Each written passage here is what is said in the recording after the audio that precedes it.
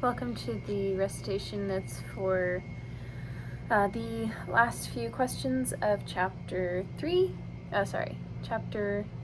and 11, which is the last of exam 3. So we'll go over questions chapter 10, question 62, and then chapter 11, questions 29 and 30. So hopefully this is a little bit shorter. We'll see though. So first, for question 62, the question is, a uniform 8-meter, 1,500 kilogram beam is hinged to the wall and supported by a thin cable attached 2 meters from the free end of the beam, as shown in the figure that I will draw in a minute. The beam is supported at an angle of 30 degrees above the horizontal, and then we'll read the questions. So, right, what do we have? Well, we have a uniform beam here, and if it's uniform, can't really see that one, so I'll use black. Just a minute. So if it's uniform, then we can assume that this midpoint here is just, where the mass is going to be concentrated. So we have mass times gravity, of course, right, going down. But then over here, we have mass equals, right, 1,500 kilograms. And it said that this length here, so we'll call that, or just L, it's fine, is 8.0 meters. And then it says that it's attached to, right, so we should probably move this a little bit more removed here. It says it's attached here by a thin cable, and it's 2 meters from the end of the beam, right? So just say that this, right, you could say D for displacement is 2 meters here. It says, right, so if this is the wall that it's attached to, that's the wall, then here, this angle here is 30 degrees. And then you have another angle here, which if we continue drawing this down, in the figure it's 40 degrees, right? So this is all what we've got. Move to this side here. And right. So A, make a free body diagram of the beam. We've already started. B, find the tension in the cable, right? So tension is going to be going that way. And then C, how hard does the beam push inward on the wall, right? So what is the force of the beam? Say that's FB onto the wall. Well, here, so we can say equals question mark equals question mark. So we're going to start by remembering that, okay,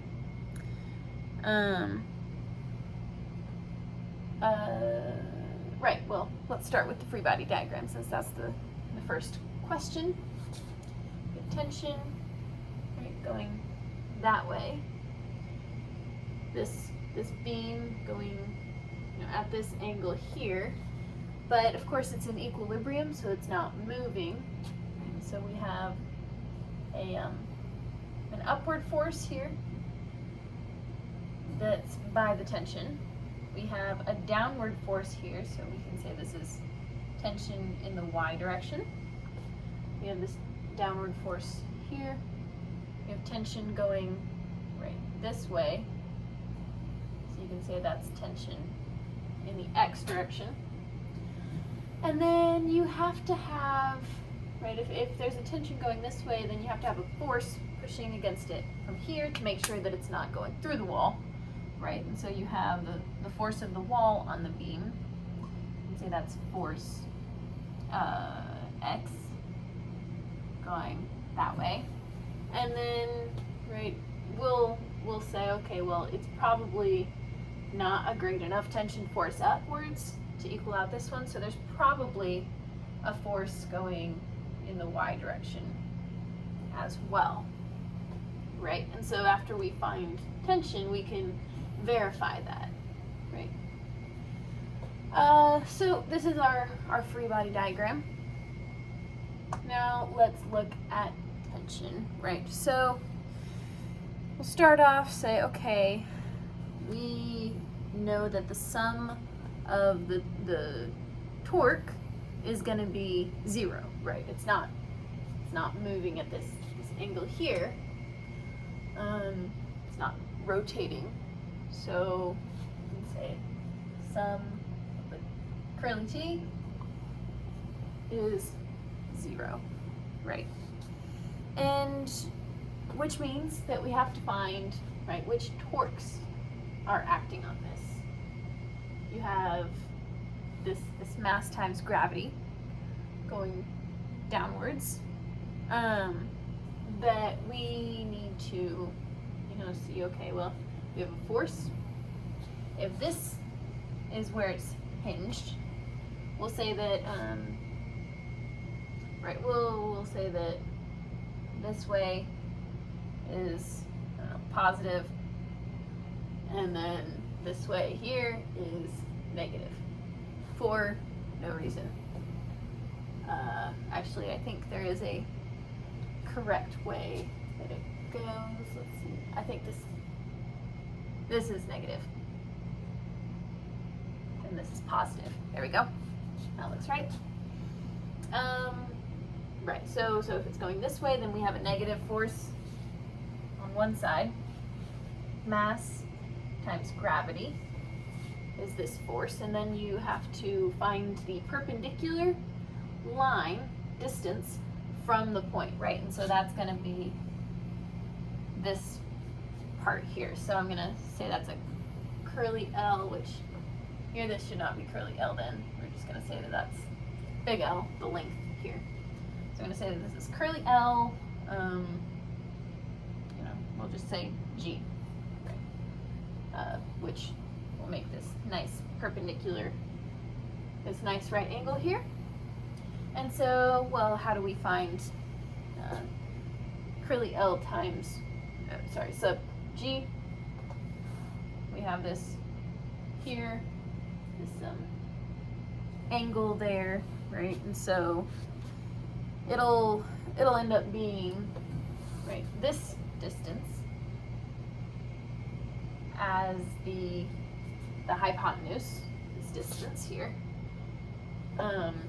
which of course if this is 8 meters, then this here is going to be 4 meters. We'll say that's 4 meters, the hypotenuse times the, right, cosine, I believe, of 30 should give us LG. And we did a lot of these in the beginning, so hopefully you do remember that, how to do this, right? SOHCAHTOA, just to give a refresher.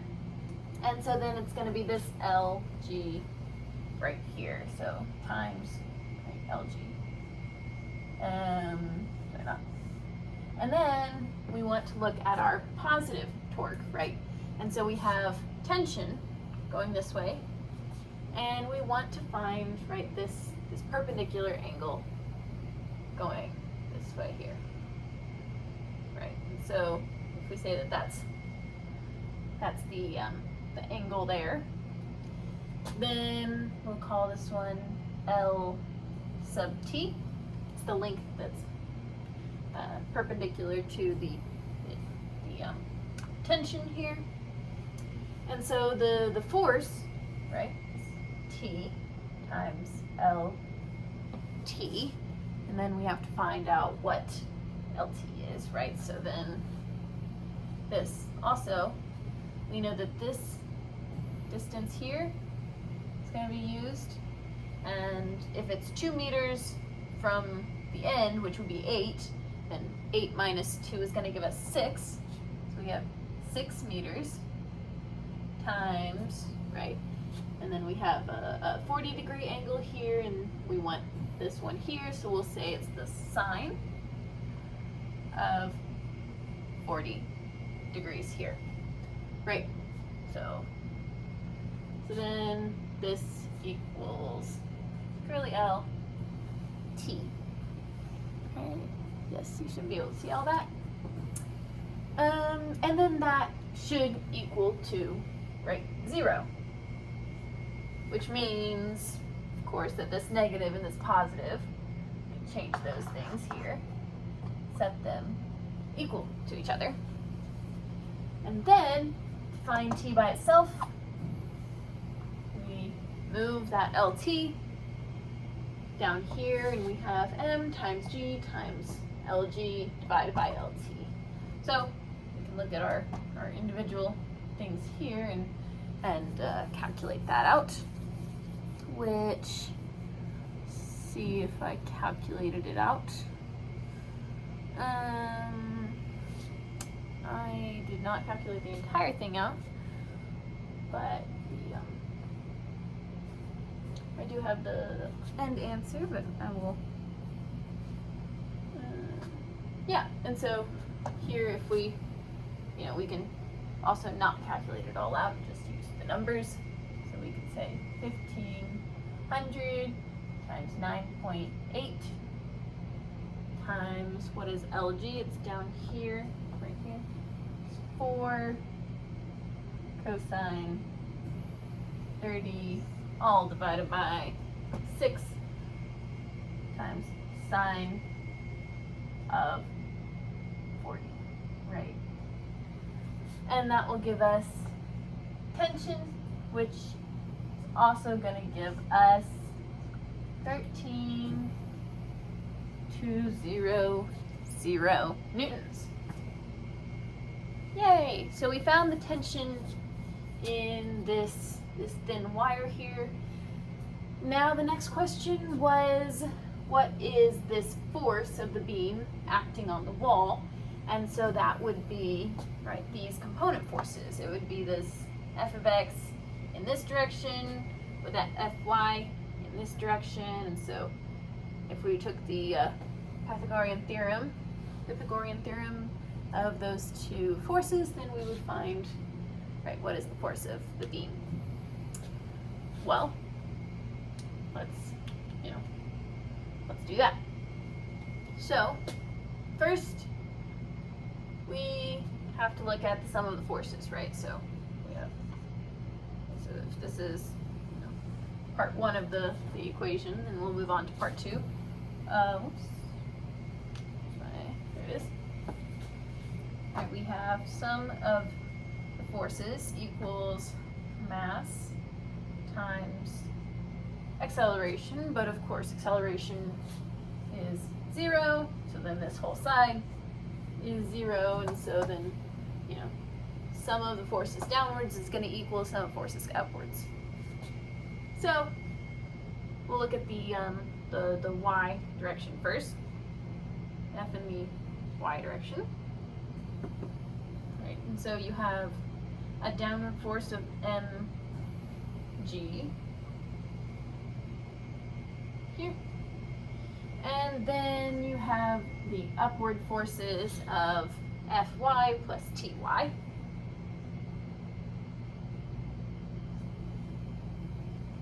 Here. And if you look, you can say, okay, well, if we rearrange this equation, we can find what Fy is, and that's going to be mg minus this Ty. And so if we do that in all of its numbers, right, we have 1500 times 9.8 minus Ty, which would be, right, if we drew this line across here, then we know that this here is a box, and any line coming across it, right, this here is going to be 30 degrees, which means that this part here is 10 degrees, right? So just kind of cut that off there. You know that this half is 30, this half is going to be 30, and this top is 10. So find this ty, we would say that it's the sine of 10 times t, right?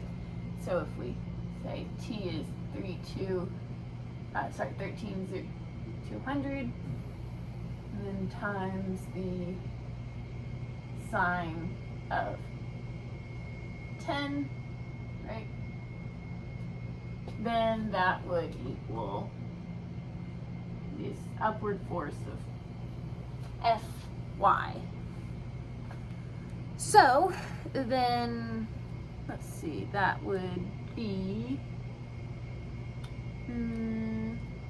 1300, should be 1300, right? So here we can write 13,000, no, 100, wait, 1,000, sorry, 13,000, of course that would be newtons, and then we would do the exact same thing with the x direction. Let me see if I can find a calculator to double check all these.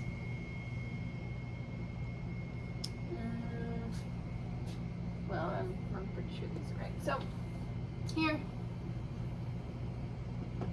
I want to look in the x direction again, or now, for the first time. So we have, you know, like I said, one side, so we'll start with this. To the right side is fx. It's going to equal to the left side tx, right? So what is that? Right on t, we'll have, we don't need to rearrange it at all. We've got fx on one side. So t would be, right, 13,200 times the cosine of 10. And then that would equal, it should be 12,400 newtons. That's about N. Newtons here, right?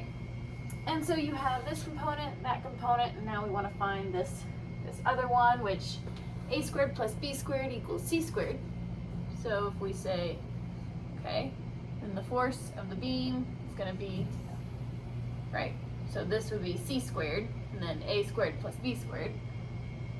So then 12,400 squared plus 13,000 squared, oops, that's cubed. Here.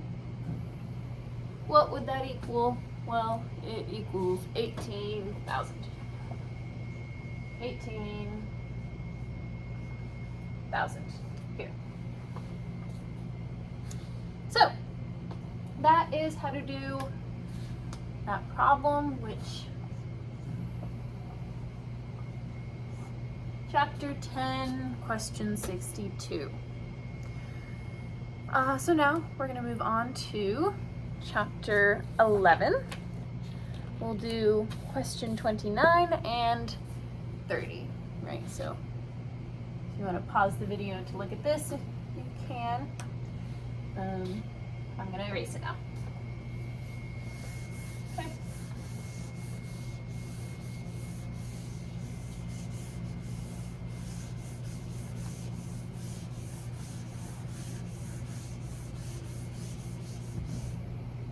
Okay,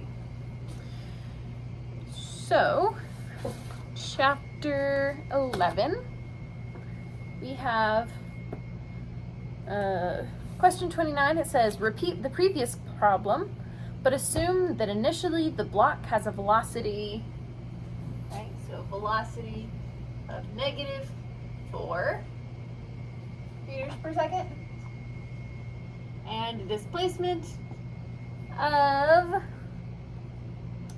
positive 2.2. Positive 0.2 meters. Right, so then we can go back and see what problem we're working with.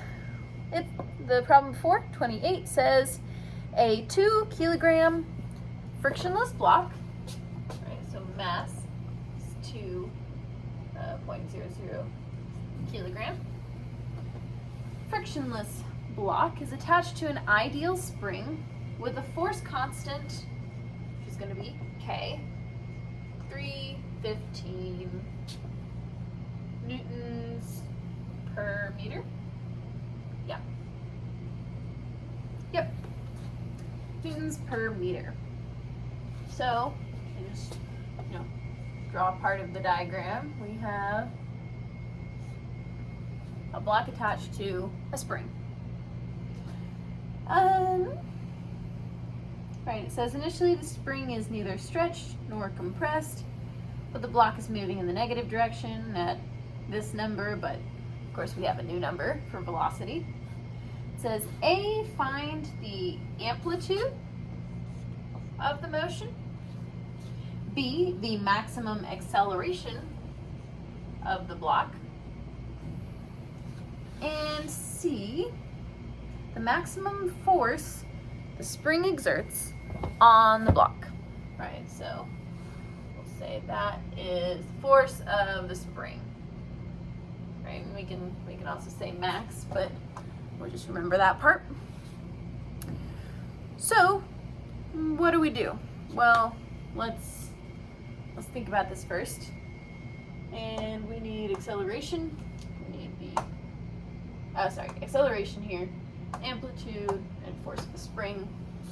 Well, let's think about the problem itself. So here, if this is x equals 0, right? It's the midpoint. Then the velocity and the acceleration are going to be wait a minute. Yeah. The velocity and the acceleration are going to be at the maximum point here, right? And then if you go all the way either way, right? You can go that way to the amplitude or that way to the amplitude. We can say that this is a negative amplitude just for funsies. Negative A, positive A. We'll say that that's, somewhere around here. Pretending that's through the middle of that. And then over here, right, over here. So this here would be, right, A, like I drew right there. Whenever the block is at this point, or at this point, then the velocity is going to be 0, right? And the acceleration, let me just double check that I'm saying this right.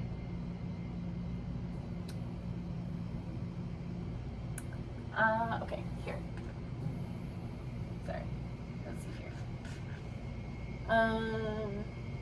The acceleration here is going to be, I think this is going to be the maximum. Yes. Yeah. So here, it's got the max acceleration. And let's say that this is, positive or whatnot. Then here we have you could call it minimum acceleration, but really it's just the negative version of the maximum. Since it's connected, it's, not really going to go anywhere, just back and forth in that simple harmonic motion, SHM, that we love so much. Yeah. And so then whenever x equals, actually we'll get into that. Okay, So now that we know conceptually what's happening with this block, then let's first figure out the work energy theorem for this particular spring kind of moving back and forth, right? So we have the initial kinetic energy, right? So plus the initial potential energy, right? If this block is moved from this center point, then there is potential energy, right? Because this here is at 0, it's not moving, not moving. It doesn't have this spring that's either compressed, trying to push it away, or expressed and trying to pull it back, right? So at this point, then we know that the potential energy equals 0, and over here we have potential energy equals, right, max, right? And as the problem goes on, if I see that I did this part wrong here, then I'll fix it. So we have initial, it's frictionless, and so then we move on to the other side, the final side, and we'll say, okay, well, let's look at the potential final. And then we'll assume that this potential final is going to be at this A, right, point. And so then the kinetic energy would be nothing, right? So this kinetic energy is the max here. Okay. 1/2 mv squared. Yeah, okay. Okay, we're good. Here. Okay. What does this look like in this equation, right? We have kinetic energy 1/2 mv squared plus the potential energy, and if you look at your formula sheet, you'll see that equals 1/2 kx squared. 1/2 kx squared. And over here, we're going to say, okay, well, we're going to end it at this point here, right? So in this problem, we have the block, we'll say somewhere about here, right? It's 0.2 meters to the, we'll say it's positive, right? So, so then if that's positive, then this has to be negative. Right, so this is negative and this is positive over here, because it's positive over here. And then if it ends here, then that x is going to change into that amplitude, right? Because that displacement is going to be the same as the amplitude. So this is what we've got, right? We can simplify this a little bit and say, okay, times everything by 2, and then find A by itself, right? Because that's the first one that we're looking for. And that's the only one in this equation that we can find out of our list of unknowns. So we divide everything over here by k and take the square root of it. So we'll start by taking the square root. We have m, we'll say divided by k times v squared, plus this k is going to cancel out. It's going to be x squared equals a. Now that's great and all. And we can now find a, right? So you can just double check that this is right. Yes, okay. So we'll include all of our numbers now, right? And we can say that it's, we've got square root 2 divided by 315 times -4, but then that's going to be squared, so the negative is going to cancel out, plus x is 0.2, and that's going to be squared. And you can see this, you can just kind of jump to the next step, which is A equals 0.376. Here. So, we have the amplitude, and that's going to be in meters. And now, well, what can we do? Right, we can use that to find the acceleration max. So if you look at your formula sheet again, you'll notice that there's the spring force is going to equal negative k times x, right? And so over here, we're going to remember that the sum of the forces is equal to, I'm sorry, not that, mass times acceleration. And if we want that acceleration to be the maximum, right, over here, that's what we're looking for, then we want to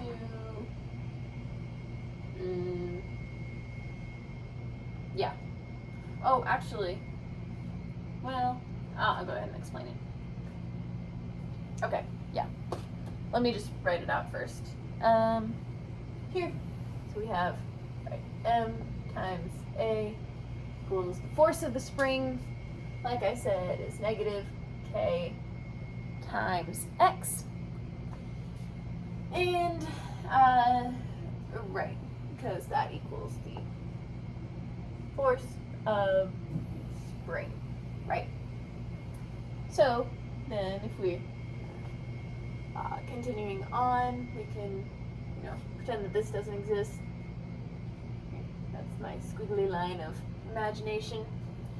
And then if we want A by itself, then we move M over here. So that's divided by M here. And now you'll see that that equation is in your formula sheet just as that is, right? So A equals negative K X divided by M. And it might be a different one that's in your formula sheet actually. Just double check here. No, yeah, that's right. That's right.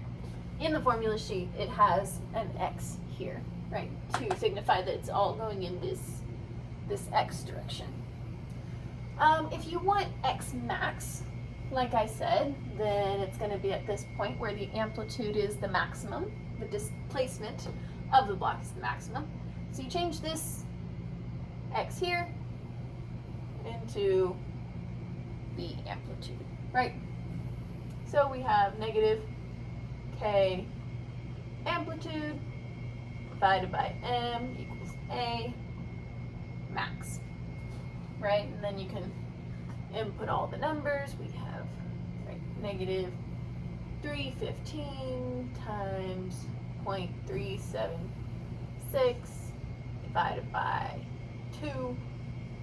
And that will give us an acceleration negative 8.40 meters per second squared.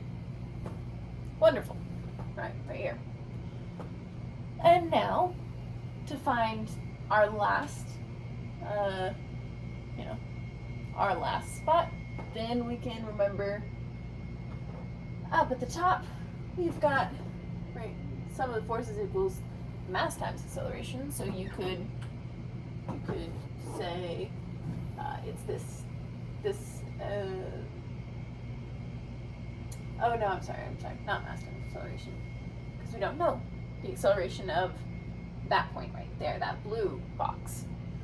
So we have to look over here, right? Go to this one and move that over there. Find it and say that it is, right? So the force of the spring is negative 315 times 0.2, right? That X value divided by 2. And so then that leaves us with 59.2 meters per second. Oh, no, I'm sorry. Uh-oh. My apologies. I jumped ahead with this number here. That is not 8.4. That is negative 59.2. Yeah. Negative 59.2 meters per second squared. Yep. So that's the acceleration here. So you can write it over here.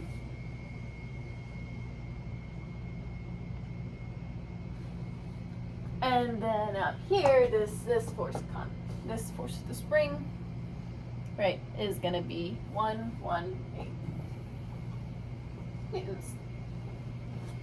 Right, and if we look at the negative, right, then we can say it's this negative 118. But in these cases, right, the force, this negative kind of aspect and this negative aspect here, it's not so, well, this negative just means that it's moving towards the center, right? And so if something passes that center line, then it changes into a positive, right? Because over here, the acceleration should be 0 if you're taking that to be the pull towards the center, right? The acceleration is how fast it's going towards the resting point, which is the center. So in this case, the force also negative is there, but it doesn't so much matter, but you know.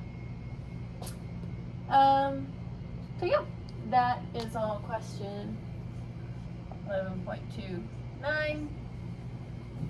And now I'm going to erase it all. We're going to move on to the last question.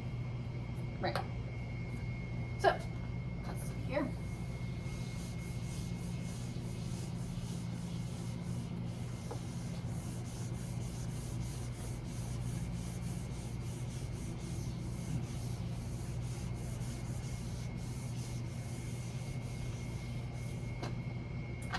All right.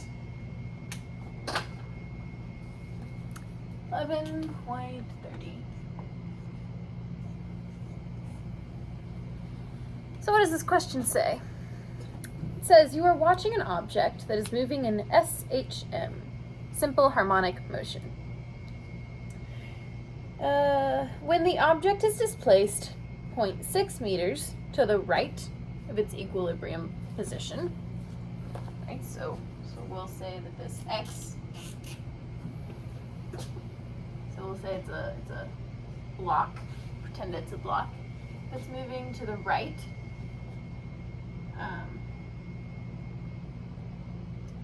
Yeah, well, it's displaced, right, 0.6 meters to the right. So this here is X equals 0.6. Okay, so you can see that? Yes, you can. Okay. And it has a velocity of 2.2 meters per second to the right. So, you know, looking good so far. It's moving to the right. And then it says it has an acceleration of 8.4 meters per second to the left, right? So this acceleration is going that way, right? So we'll say it's negative 8.40 meters per second squared. All right, lovely, lovely. How much farther from this point will the object move before it stops momentarily, then starts to move back to the left? So it's asking, okay, how much farther is it going to move before it gets to the amplitude, where it pauses, changes directions, moves back towards the center, right? If this is the center here. So it's asking, what is this distance here? Which this is amplitude, and this is x, and it's asking A minus, oops, minus x is what? Right, so in order to do this, we have to find amplitude. So, again, we're going to look at our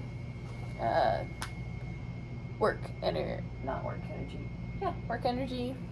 conservation of energy. Is that what it's called? I forgot. I knew it just a second ago. Let's see. It's called conservation of energy. Yes, it is. Wonderful. And so, like I explained before, we have 1/2 mv squared, that linear motion, that kinetic energy, plus 1/2 kx squared, the potential spring energy, equals the final potential spring energy here. So we say, great, we want A by itself. We cross all of that out, divide everything by k, move over here, right? We've got m divided by k times velocity squared plus k divided by k is 1, sorry. And so this is right what we land on.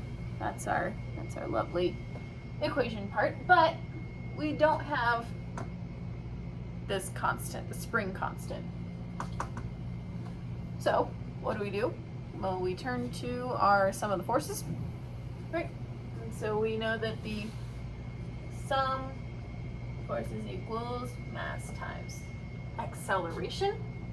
We have acceleration. We don't have the mass, so we have this whole section here that we don't have, but we can get, because lucky for us, this sum of the forces is equal to negative k times m. No. K times x. Right. Here. And so we want to get m divided by k on one side and then the rest on the other side. Right.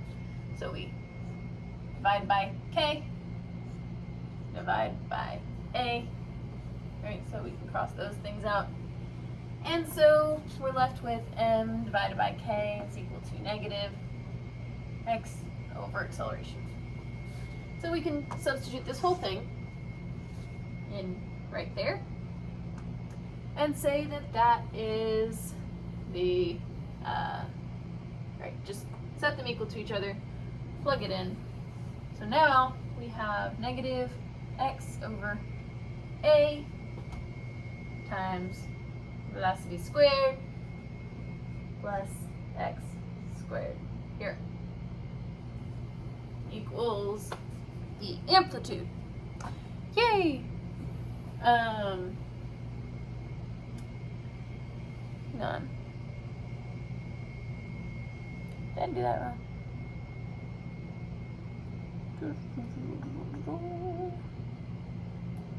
How do I have a different number there? Oh, this is awkward. Okay. So in the end, just double check here that I did this correctly. Yeah. You should have, yes, okay. On my notes I wrote the wrong thing, so I'll have to double check that here.